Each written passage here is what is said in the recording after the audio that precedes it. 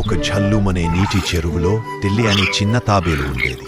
ఆమె చాలా చిన్నది, అందుకే తను ఏమీ గొప్పగా చేయలేనని భావించేది. మా ఎర్రబంతి పోయింది, అది రీడ్స్ లో చిక్కుకుంది. ఇక దాన్ని తిరిగి తెచ్చేదెవరూ లేరు. టిల్లీ చూస్తూ ఉంది. ఆమె సహాయం చేయాలని అనుకుంది, కానీ తను చాలా చిన్నదని భయపడింది.